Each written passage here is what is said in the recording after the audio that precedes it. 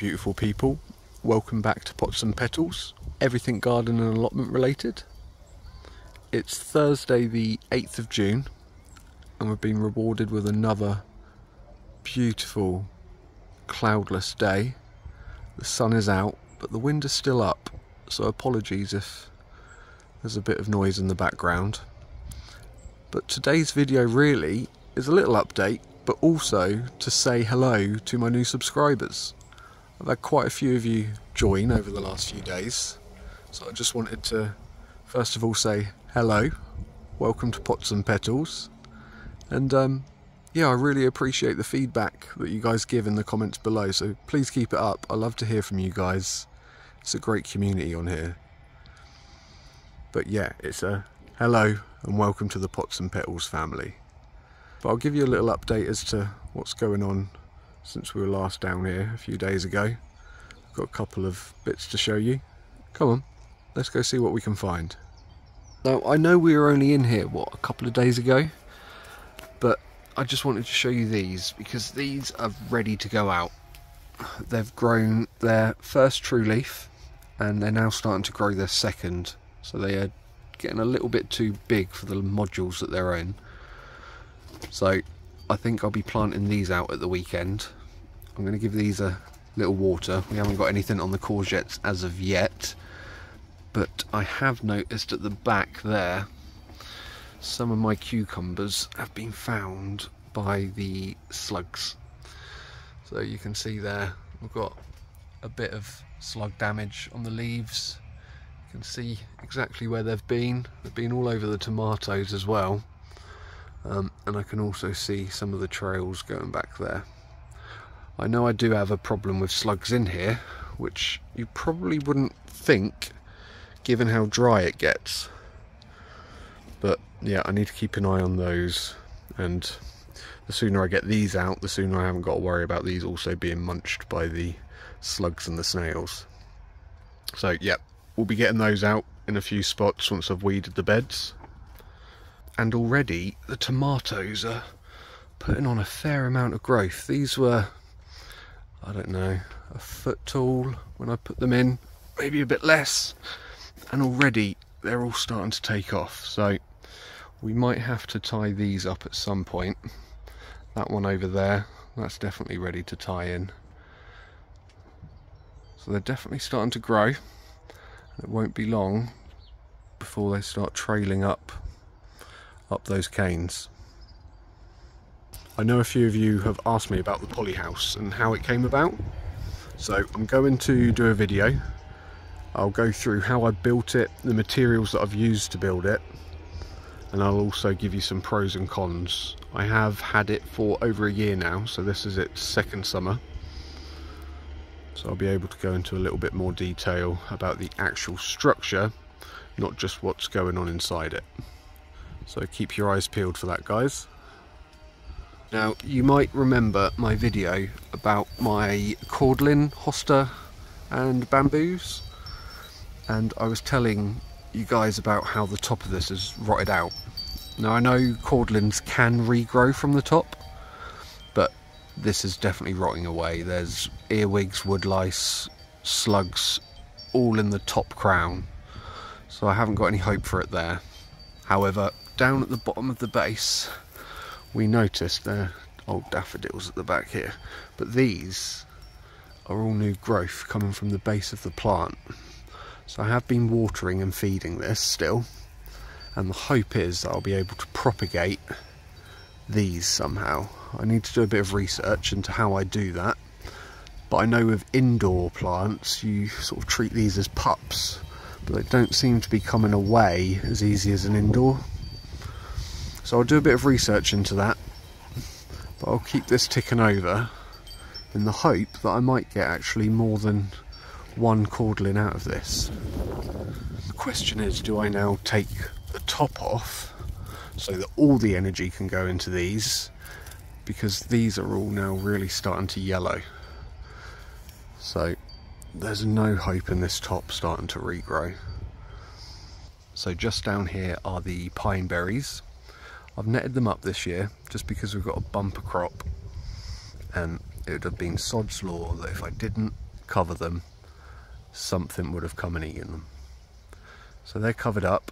We do have a slight problem in that we've got 2 sunflowers in the bed, so I don't think that's going to help with them growing taller, but the netting isn't going to be on forever, so we'll just see how the sunflowers go, and if needs be we might have to snip a little hole in, and I can always sew them back up because I do like my sunflowers. But I've already been in there and I have found these 3 beauties. So like I say, pineberries are exactly like a strawberry, they're just white. Well, an off greeny white. They're quite strange looking things, but they taste no different to a strawberry. And you'll normally tell that they are ready by the seed pips on the outside. They'll go a darker colour and normally a red, whereas they start off quite white or green. So they'll start to change colour, and then you just need to give them a light squidge just to check the firmness, and if there's a bit of give, they are probably ready. They're not quite as easy to tell when they're ripe as just the normal strawberries. But yeah, you can use these exactly like you would a normal strawberry. The only thing is I probably wouldn't do jam just with these because it might go a funny colour. But you could certainly do half of these, half standard strawberries for a jam. They'd look great in a dessert as well. So they're a great little addition to have with your standard straws. Another job that I must get done this weekend is clean the pond out. So we have got quite a bit of weed and algae growing in the pond. Now if I just zoom you in a little bit, there you go, you can see all of that green just floating on top and sitting inside of that pot.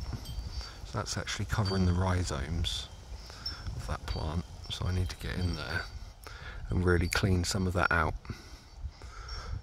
Now, when you do pull out any matter from the pond, just make sure you keep it by the side so that any little nymphs and other bugs and insects that live in the water can escape and get back into your pond.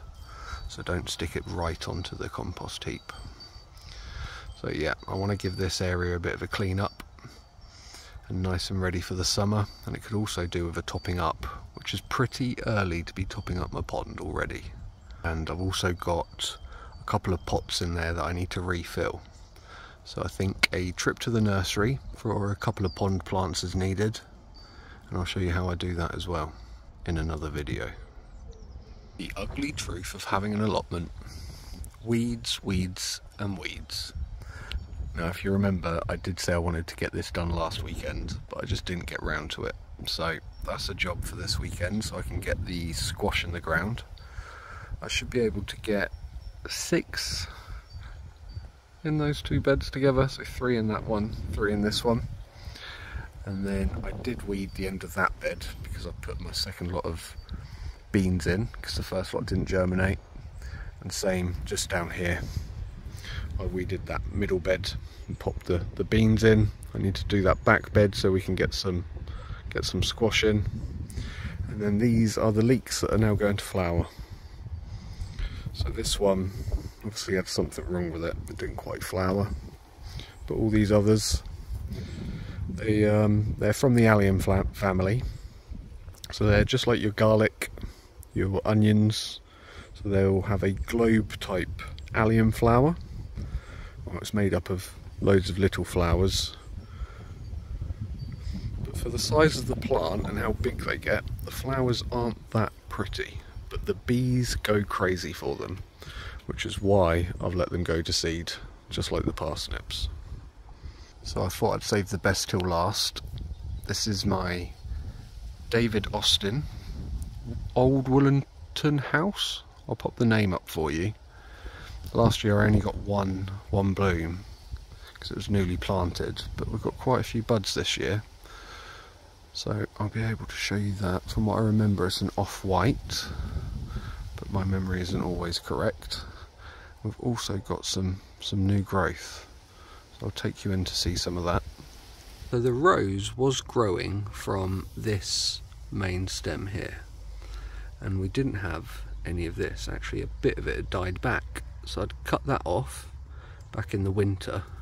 But this year, after giving it a good feed, we've got this new shoot, and I've just noticed that little shoot down there. So it's obviously enjoying this spot, and if we work our way up the stem, you'll see that we've got another shoot coming out there. So I'll keep an eye out for the black fly on those, he says, because they do like fresh rose shoots. So do keep an eye, and I can see another one coming out there. So it is doing really well, and we've got it climbing up along, and I've just started to train it sideways. So I've just used bits of string. You don't want to do it too tight because you want these to be able to grow. But yeah, just tie that in, and then over time I want this to fill this entire trellis structure. It's one of those construction gates that you see. So it's quite big, and I have got a grape on the other side, but if this takes over, that's absolutely fine by me. But just up there you can see all the new green growth, and it's coming on really well. So I'm really excited to see how this will fare. But it's just tucked in there, just behind my red currants. That's all we've got time for today, folks. Like I say, quick update today. I really just wanted to say thank you to my new subscribers, but also a little reminder to those of you who keep coming back to hit the subscribe button, comment, like, you know, all of that good stuff. But I'll be down here again at the weekend, so I'll do some more filming for you guys. Like I say, I've got a couple of videos in mind with regards to the polytunnel and also the pond. But if you've got any other ideas, or if you want to know anything else, just get down in the comments and let me know, and I'll try and get back to you as soon as possible. Take care, guys. See you later. Bye bye.